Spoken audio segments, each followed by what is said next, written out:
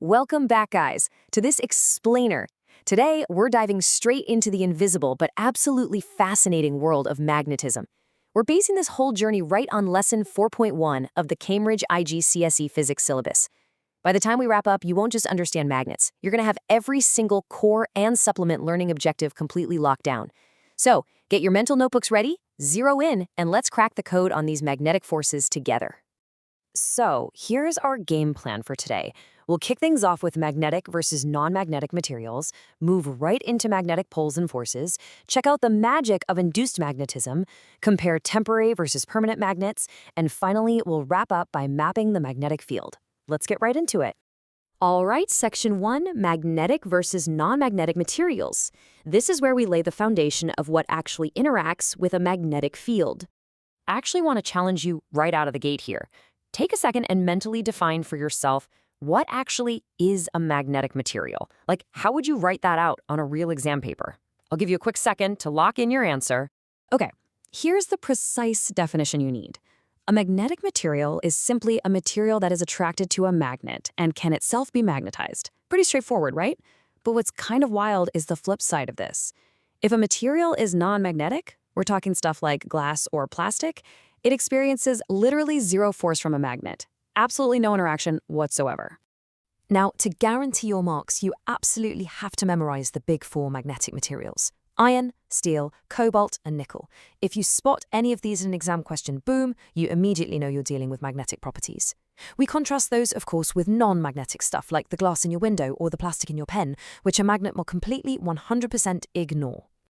Moving right along to Section 2, magnetic poles and forces.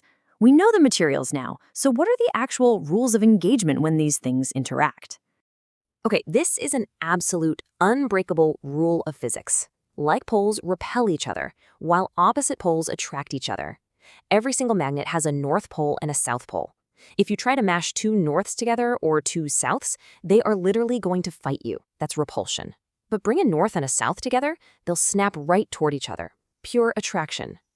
Let's look at another highly tested concept. What magnetic forces act between magnets and magnetic materials? Notice the wording there. It doesn't say between two magnets, but between a magnet and just a regular unmagnetized material. Think about how that might work for a second. Here is the golden rule, and it's so crucial. The force between a magnet and a magnetic material is always attractive. It totally doesn't matter if you use the north pole or the south pole of your magnet. If you hold it up to an unmagnetized piece of iron, that iron will always be pulled in. It'll never, ever be pushed away. Repulsion only ever happens between two actual magnets. All right, building on that attractive force, we hit Section 3, the magic of induced magnetism. This is honestly a brilliant little physics trick. So induced magnetism is the process of inducing, or basically creating, magnetic qualities in a material just by sticking it into an existing magnetic field. It's like giving it temporary superpowers. When you bring an unmagnetized iron nail near a permanent magnet, that nail temporarily becomes a magnet itself. And the secret to why this happens? The end of the nail nearest the magnet will always form the opposite pole to the inducing magnet. And because opposites attract, you get that always attractive force we just talked about. The syllabus is super specific here. You need to know exactly how to induce magnetism manually. There are 3 official methods. First, you can stroke the material with a permanent magnet, repeatedly in the exact same direction. Second, you can place it in a magnetic field and literally hammer it. The physical shock kind of jolts its internal structure into alignment. Or third, and this is the one used mostly in modern tech, you can place the material inside a wire coil and run a direct current, or DC, right through it. Let's see how this all connects to our next big topic in Section 4, temporary versus permanent magnets. If you want to be an absolute exam hacker, definitely pay close attention to this part. Popping back to our flashcards to define our terms real quick, what exactly is a permanent magnet? Well, it's an object that creates its own magnetic field all by itself. It always has poles, and here's the kicker. Its magnetism doesn't just naturally disappear or get weaker over time. A classic bar magnet is your prime example for this one. And this brings us to arguably the most heavily tested comparison in the whole unit: soft iron versus hard steel. You really want to cement this mnemonic in your brain right now. Soft means it's a temporary magnetic material. Soft iron is super easy to magnetize, but it loses that magnetism instantly the second the field is gone. Hard means permanent. Hard steel? Yeah, that's difficult to magnetize, but once you finally do, it's really tough to demagnetize. So just remember, soft equals iron equals temporary, hard equals steel equals permanent. Just to prove how huge this is, let's look straight at a Cambridge mark scheme from the source material. Check out part AI. They're specifically looking for soft iron as the core for an electromagnet. Why? Think about it. Electromagnets are used in places like massive scrapyards to lift heavy metal. You absolutely need a soft magnetic material so you can turn the magnetism off to drop the scrap. And look at part AI3. You can easily control how strong the magnet is just by increasing the current or adding more turns to the coil.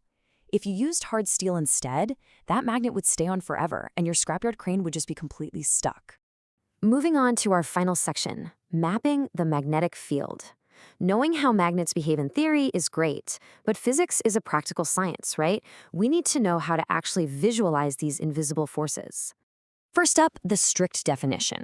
A magnetic field is the region around a magnet where another magnet or a magnetic material will experience a force. We represent these fields using lines. And remember this, magnetic field lines always point from the North Pole to the South Pole. On top of that, the closer the lines are bunched together, the stronger the magnetic field is in that specific spot. So, how do we actually draw these lines in a lab setting? The syllabus wants you to know the plotting compass method. Step 1. Place a small plotting compass right near the magnet. Step 2. Look at where the little compass needle points and make a tiny pencil mark at the end of the arrow. Step 3. Move the compass so its tail sits right on that new dot. See where it points now and mark the new arrow tip. Step 4. Just keep repeating this and join up the dots.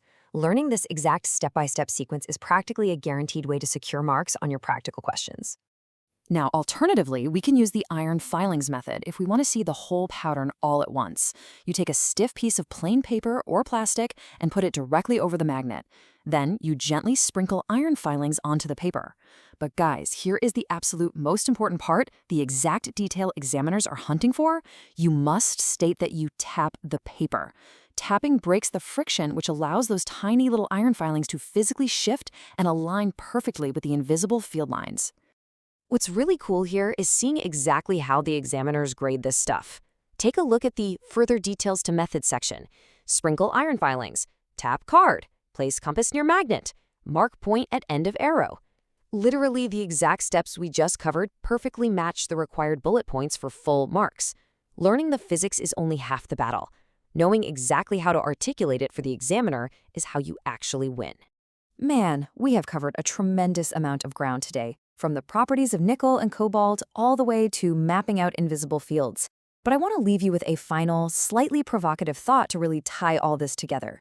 Based on everything we just learned about induced magnetism and those super crucial differences between soft and hard materials, what do you think would actually happen if you placed a piece of hard steel inside a DC electromagnet coil and then turned the power off? Think about it, test yourself, and keep exploring. Thanks for joining me on this explainer, and I'll catch you in the next one.